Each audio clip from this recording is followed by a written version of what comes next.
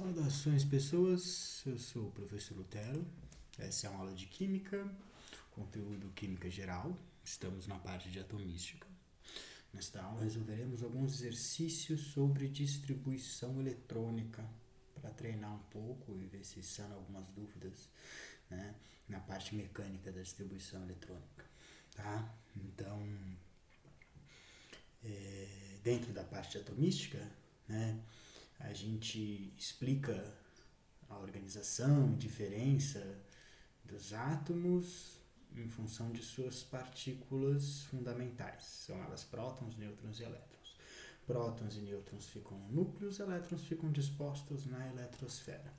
A forma como os elétrons estão organizados ao redor do átomo ajuda a gente a fazer algumas previsões teóricas, né, quanto às interações interatômicas, como se um determinado átomo vai perder elétrons ou vai ganhar elétrons, que tipo de ligação química ele vai fazer, a força dessa interação, né? Então, a forma como esses elétrons estão dispostos dá pistas para a gente de tudo isso, tá bom? A gente consegue entender bem qual é a interação de um átomo em função dessa organização. E essa disposição dos elétrons ao redor do átomo a gente chama de distribuição eletrônica, né?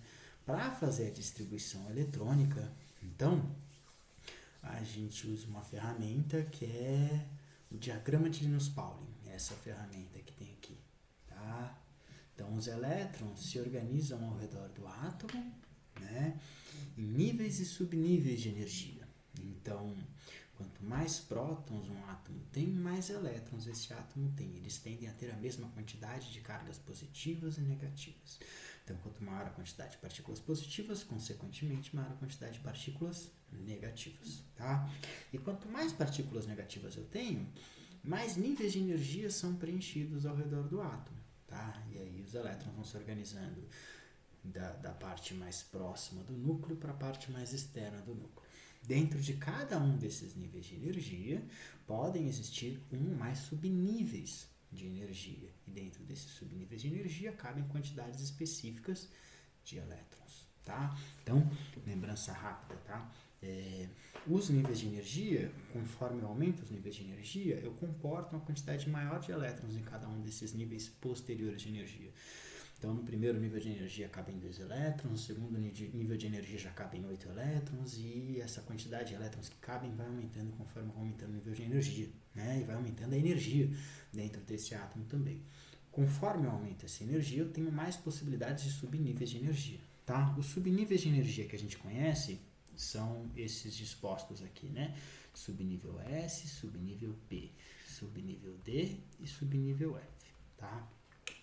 No subnível S, apenas para lembrar, cabem 2 elétrons, no subnível P cabem 6 elétrons, no subnível D cabem até 10 elétrons e no subnível F cabem até 14 elétrons. Tá? E aí quando a gente vai analisar uma determinada partícula, um determinado elemento químico, o que a gente faz? A gente olha quantas partículas ele tem, certo? Define quantos elétrons ele tem e segue esse diagrama colocando a quantidade de elétrons que cabem em cada nível e subnível de energia até distribuir todos os elétrons que esse elemento tem.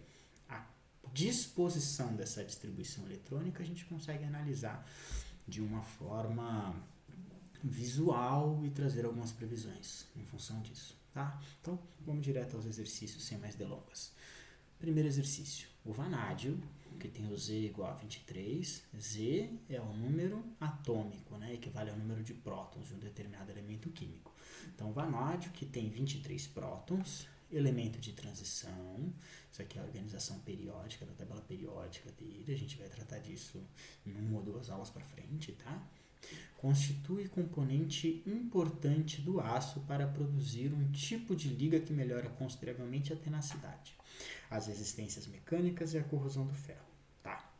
Quantos elétrons existem no subnível D da configuração eletrônica do vanádio? Tá, para responder essa pergunta eu preciso fazer a configuração eletrônica ou a distribuição eletrônica dele para ver como é a configuração eletrônica, como os elétrons estão configurados dentro dele. Tá? Então, vamos lá. Primeiro eu preciso saber quantos elétrons ele tem. né? Bom, se eu sei quantos prótons ele tem, automaticamente eu sei quantos elétrons ele tem, certo? Estou falando do vanádio, não tem indicações de que ele possui carga.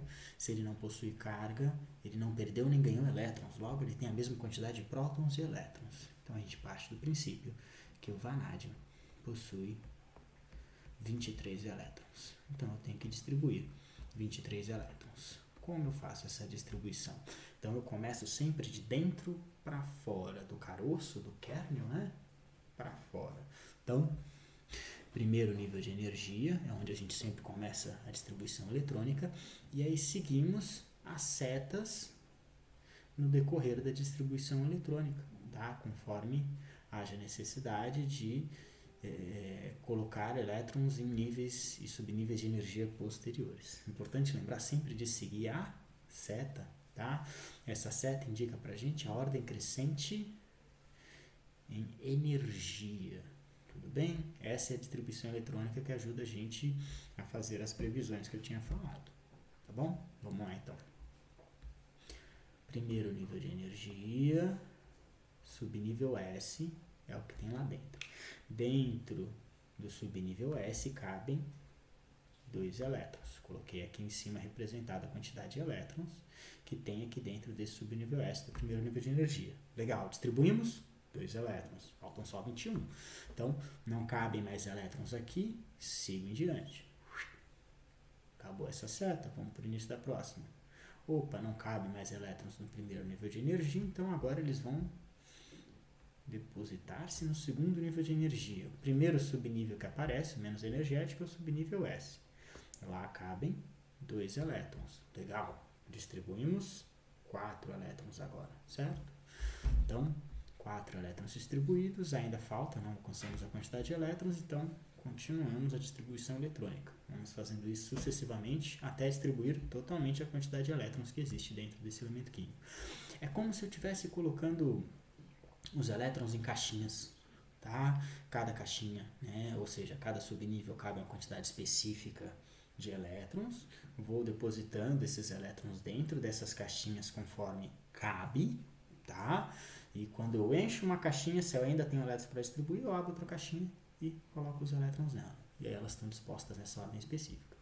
2S, vai para a pontinha, acabou a seta, vamos para o início da próxima. 2P. Então, ainda no segundo nível de energia, subnível P, lá cabem 6 elétrons. Legal. Então, coloquei 6 elétrons até agora. 2, 2, 4, mais 6, 10 elétrons distribuídos. Próximo. Agora a gente chegou no terceiro nível de energia, subnível S. Lá cabem 2 elétrons. Legal. Então, até agora, 12. Continua a distribuição. Bateu aqui. Opa. Vamos iniciar a próxima seta. Terceiro nível de energia ainda, subnível P. Lá cabem 6 elétrons. Até agora eu distribuí 10 elétrons aqui, mais 2, 12, mais 6, 18 elétrons. Ainda faltam. Continuamos a distribuição eletrônica. Aqui a importância de seguir seta. Quanto maior a quantidade de partículas no átomo, mais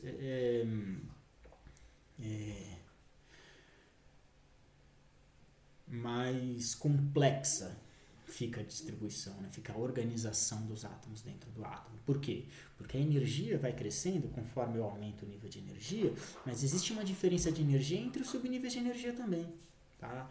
Então, quanto maior a quantidade de elétrons que eu tenho, maior a quantidade de energia. Então, o subnível P tem uma quantidade de energia maior que o subnível S, o D maior que o P e o S, e o F maior que o D, o P e o S. Tá? Quanto maior a quantidade de partículas, maior a quantidade de energia. Como eu estou fazendo a distribuição eletrônica organizada aqui pelo diagrama de Linus-Pauling, estou seguindo a ordem crescente de energia, certo? E aí, seguindo seta, eu percebo que estamos aqui no 3P, ó, 3P, 4S. Coloco 2 elétrons lá e depois aparece o subnível D do terceiro nível de energia. Olha só. Então, o que isso significa? Significa que o subnível D tem mais energia que o subnível S. Mas mais do que isso, o subnível D do terceiro nível de energia tem mais energia do que o subnível S do quarto nível de energia, tá? Na prática, isso aqui está organizado em ordem crescente de energia. Então, primeiro nível de energia, segundo nível de energia, terceiro nível de energia, quarto nível de energia. O primeiro mais próximo, o segundo um pouco, terceiro e quarto.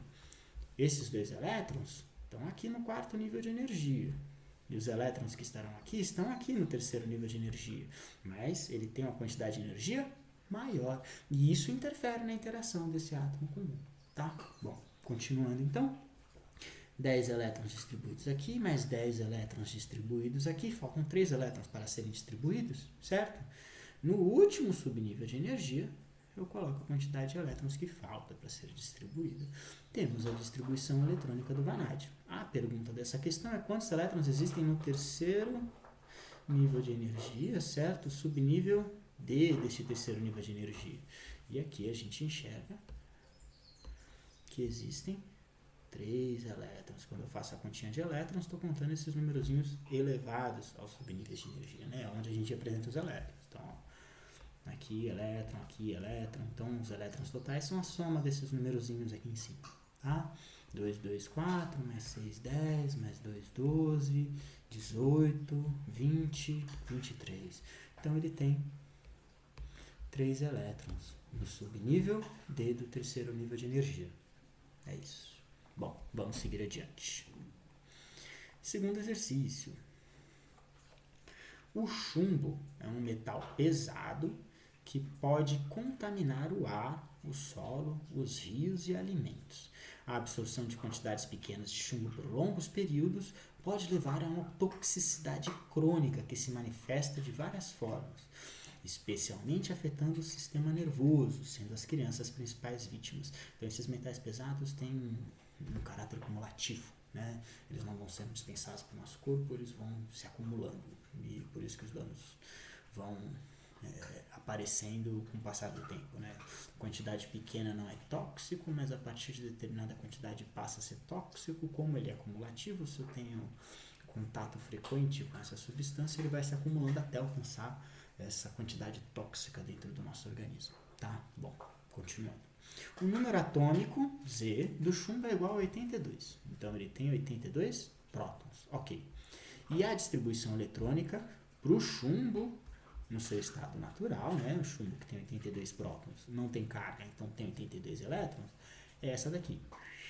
Então, já deram a distribuição eletrônica organizada. É chato fazer uma distribuição eletrônica porque é mecanicamente repetitivo, né? Mas se eu tiver o diagrama de Linus-Pauling, eu consigo fazer qualquer distribuição eletrônica. É só ir fazendo passo a passo. Segue a seta, coloca os elétrons que cabem em cada subnível de energia. Não tem segredo. Vamos lá. Sabendo que o íon plumboso, então esse aqui é o íon plumboso, Pb2+. Então ele é um íon, uma substância que tem carga, tem 2 cargas positivas, significa que ele perdeu 2 elétrons.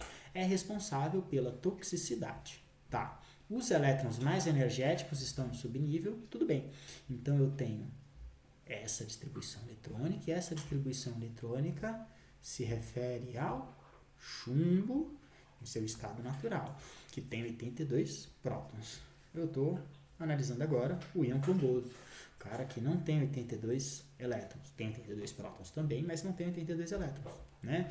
Ele tem 2 elétrons a menos, porque ele tem 2 cargas positivas. Então, o íon plumboso possui 82 prótons, porque ainda é o chumbo, certo? Só que, como ele perdeu 2 elétrons, ele possui 80 elétrons. E ele que é o responsável pela toxicidade, tá? Os elétrons mais energéticos desse íon plumboso estão em qual subnível, tá? Então, eu preciso saber como ficaria a configuração eletrônica desse cara. Vai ficar igual, praticamente igual, a do chumbo. A diferença é que ele tem 2 elétrons a menos. De onde eu vou tirar esses elétrons? Aqui, ó, do último nível de energia, né? Lá no nível mais externo. Eu tiro desse nível mais externo a quantidade de elétrons que está sendo perdida, tá? Então, ele não terá esses 2 elétrons aqui, ó. Logo, esse aqui passa a ser um nível e subnível mais energético, né? Eu quero saber os elétrons mais energéticos. Os elétrons mais energéticos são sempre os últimos que aparecem, porque essa distribuição eletrônica é ordem crescente de energia dentro do átomo. Então, o último que aparece no quinto nível de energia é o subnível D, com 10 elétrons. Ele é o último que aparece na distribuição eletrônica. Esse aqui é o mais energético. Tá bom? Bom, vamos seguir então. Os dias dos carros com luzes azuis estão contados, pois, desde 1º de janeiro de 2009, as lâmpadas de xenônio não podem mais ser instaladas em faróis convencionais. Mesmo que as lâmpadas azuis possibilitem 3 vezes mais luminosidade do que as convencionais, elas não se adaptam adequadamente aos refletores feitos para uso com lâmpadas convencionais, podendo causar ofuscamento à visão dos motoristas que trafegam em sentido contrário e possibilitando, assim, a ocorrência de acidentes. Quantos elétrons o gás xenônio apresenta na camada de valência? Tá, contextualizou, esse é o xenônio usado para isso, uma das utilizações, e eu quero fazer a análise da sua configuração eletrônica. E aqui aparece um nome que a gente não falou ainda, né? Camada de valência. Bom, antes de falar da camada de valência, faremos então a distribuição eletrônica do xenônio, tá? E aí eu falo para vocês da camada de valência então. Então, para fazer a distribuição eletrônica dele, eu tenho que saber quantos elétrons ele tem. Ele não tem carga, então tem 54 prótons, 54 elétrons. Vamos subir aqui? Vamos fazer a distribuição dele aqui do lado do nosso diagrama de Linus Pauling. Então, eu vou fazer a distribuição eletrônica do xenônio. O xenônio possui 54 prótons, possui 54 elétrons, tem que distribuir esses 54 elétrons. Então, vamos lá, porque a distribuição é um pouco longuinha. No S2, começo sempre do início, primeiro nível de energia subnível S, sigo seta, acabou, início da próxima, ó. Segundo nível de energia, subnível S, quantos elétrons cabem lá? 2, coloco 2 elétrons, acabou aqui, vamos para a próxima. Segundo nível de energia, subnível P, 6 elétrons, distribui 10, vamos continuando. Terceiro nível de energia, subnível S, lá cabem 2 elétrons, acabou aqui, continua para a próxima seta. Terceiro nível de energia, subnível P, 6 elétrons, próximo. Quarto nível de energia, subnível S, 2 elétrons, próximo. Terceiro nível de energia, subnível D, lá cabem 10 elétrons, a gente pode fazer uma pausa para contar, né? Vamos ver. 2 mais 2, 4 mais 2, aqui tem 10 elétrons. 2 mais 6 mais 2. Aqui tem mais 10 elétrons, 20 elétrons. Mais 10 elétrons, 30 elétrons por enquanto. Ok. Então, continua. Tem que distribuir 54. 3D, 4. P, coloco 6 elétrons. 5S. 2 elétrons, continua aqui, 4D, 10. Vamos fazer uma recontagem? Então, até aqui tem 30 elétrons, mais 10, 40, mais 8, 48 elétrons, tá? Então, eu tenho 48 elétrons até agora. Para 54 falta pouco já, né? Falta mais 2 para 50, mais 4, mais 6 elétrons no total. Então, depois do 4D10, a gente parou aqui, continua. 5P. Então, 5P. Faltam 6 elétrons para 54. A gente coloca aqui, então. 5P6. Pronto, acabou.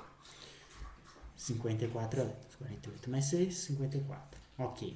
A pergunta é quantos elétrons esse elemento, né, possui na camada de valência. Vamos dar uma olhada lá para confirmar. Ó, quantos elétrons o gás xenônio apresenta na camada de valência. Certo, fizemos a distribuição eletrônica, então camada de valência. O que é camada de valência? Tá? Camada de valência é a camada que a gente olha, ou seja, o nível de energia que a gente olha, para saber como será a interação desse elemento químico, desse átomo com outro átomo, com o mundo, certo? Então é a camada que interage com o mundo. Os átomos, eles interagem por suas camadas mais exteriores, tá? O núcleo está muito fechado, é muito maciço. Quem está disponível para uma interação são os elétrons que estão nas redondezas, nas rebarbas. Não são necessariamente todos os elétrons que vão interagir muito fortemente com o mundo, né? São quais os elétrons que vão definir o tipo de interação? Os elétrons mais externos, certo? Essa é a camada de valência. A camada de valência são os elétrons mais externos, ou seja, colocando em palavras, camada de valência é o último nível de energia alcançado numa distribuição eletrônica. Camada de valência é o último nível de energia alcançado numa distribuição eletrônica.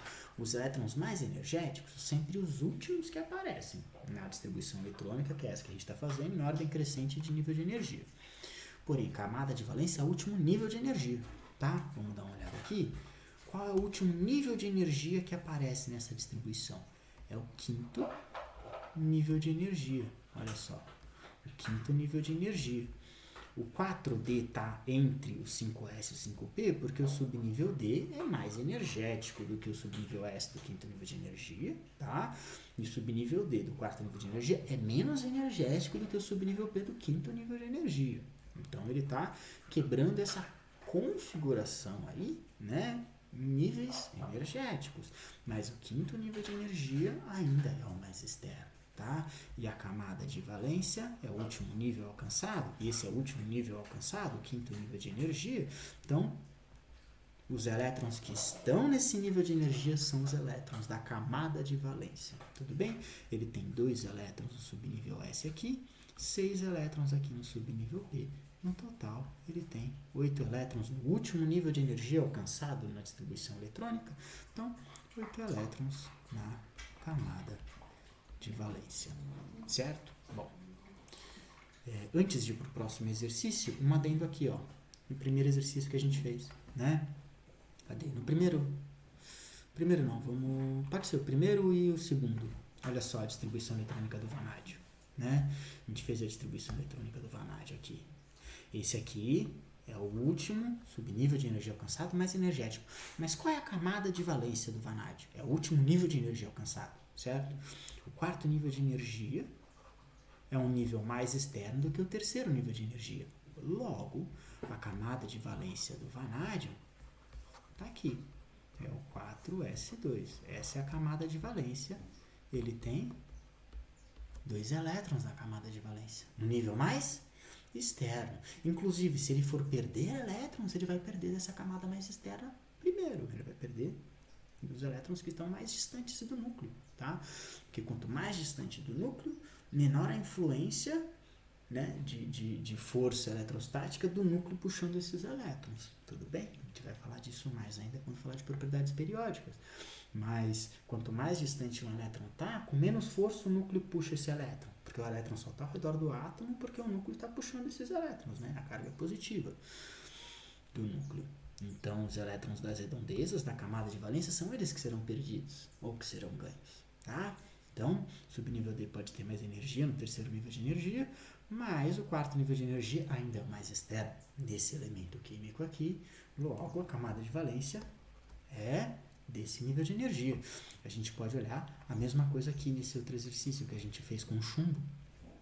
Olha só, mesmo ele tendo perdido aqui o 6P, né, a gente saberia que faz o sexto nível de energia. A camada de valência ainda é o sexto nível de energia.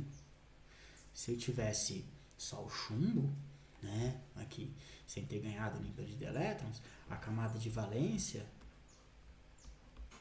teria sido com 6s2, 6p2, ou seja, ele teria 4 elétrons na camada de valência. Ele perdeu 2 elétrons, certo? Perdeu esses 2 elétrons aqui, como a gente tinha visto no exercício. Camada de valência ainda é o último nível de energia alcançado na distribuição eletrônica. Então, tá aqui. Sobrou esse cara aqui. Na camada de valência, ele vai ter 2 elétrons a menos, né? Então, esses serão os 2 elétrons da camada de valência. Esse tem 4 elétrons na camada de valência. Esse tem 2 elétrons na camada de valência. Por quê? Porque ele perdeu 2 elétrons. Ok? Bom, vamos dar seguimento para o próximo exercício, então. A pedra ímã natural é a magnetita. O metal ferro pode ser representado por Fe 2656. Então, esse 26 aqui,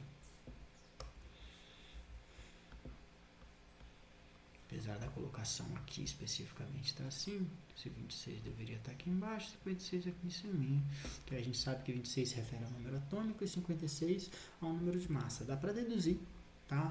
Em função do tamanho desses números, né? O número de massa não vai ser menor do que o número atômico, não é possível. E seu átomo apresenta a seguinte distribuição eletrônica por níveis de energia. Então, a gente pode fazer a distribuição eletrônica por subníveis de energia, isso que faz a gente entender melhor o que está acontecendo, mas a gente consegue observar por níveis de energia também, tá? E aí a gente consegue analisar isso em função da distribuição eletrônica desse elemento aqui. Vamos fazer a distribuição eletrônica do ferro. O ferro possui 26 elétrons, certo? Eu estou falando desse ferro aqui que não tem carga, tá? Vamos nos aproximar do diagrama de Linus-Pauling para realizar a distribuição eletrônica do ferro e analisar a partir daí, tá? Os